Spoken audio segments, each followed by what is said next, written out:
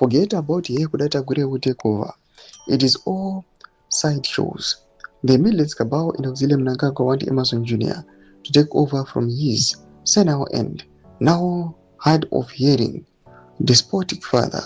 Military chiefs aligned to Mafidi dynasty have okayed this. Salapina masho kwa nomda pangwa ine atrukuna within the ruling party and PF panapa confusion yanyanya kurowa vanu. And pangwa ino yatisha suzot maplans gananda de happy cheo. Salapina masho kwa tukuna majara jara sarkuti. Udako Tagwirei arukunu kunzi is the potential successor to Nyika. Panapa aruka yachiti.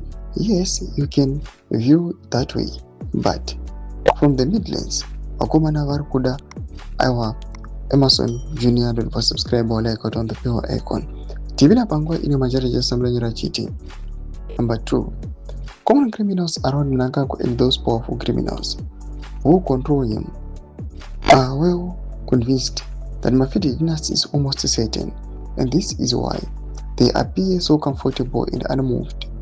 Judging from the recent secret meeting, which was not secret, ED Jr. will certainly take over.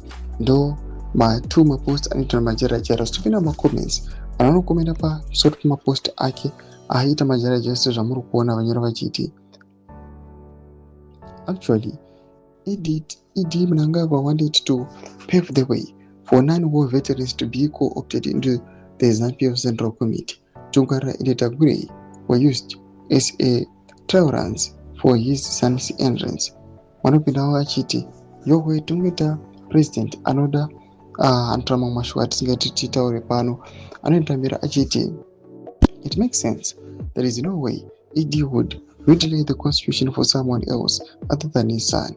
Wanopindawa achiti there are some who they want to eliminate first before all that comes to pass. Secondly, few chosen first in the military are given huge amount of money to pull that coup to success. Manabuda chiti just kushanda izvo. Toma developments arubuda pamsoro pe now it tirokuno kokunzi tema amendments nenda hoze succession. Vinakopense kushemedunza furo ema rudi pamsoro kuchitu ichi. So subscribe or like, chat on the bell icon.